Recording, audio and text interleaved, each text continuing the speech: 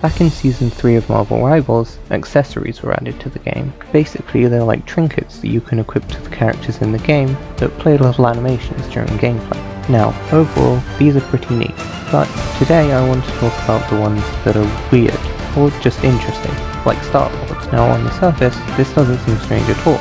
It's a music player and that's a big part of the character. It only becomes weird when you compare it to the other accessories, and you notice that it's the only one that doesn't depict a character. Take Captain America's accessory for example.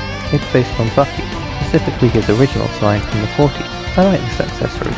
It's a nice homage to the long-standing friendship between these two characters. And what's Bucky's accessory? It's just his cat.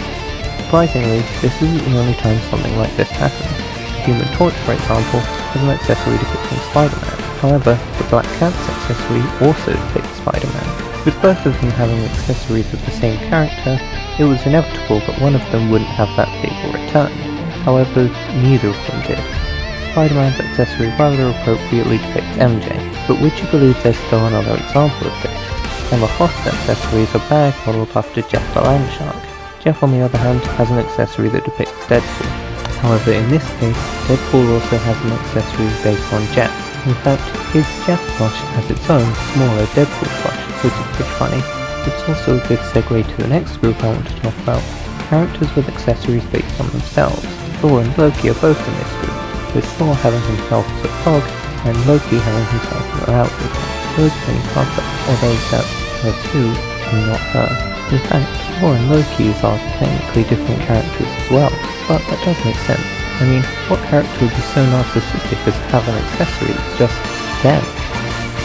Well, Iron Man as it happens. Okay, enough of that. On to the last group. Accessories based on villains. Psylocke's accessory, for example, depicts Orochi, who's a pretty dangerous villain. But you know who's probably more dangerous?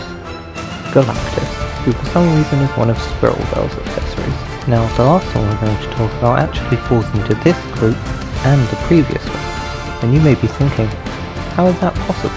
Well, let me introduce you to Adam Warlock's accessory, based on the Magus, an evil version of him from an alternate future. Why the hell would he have a plushie of him?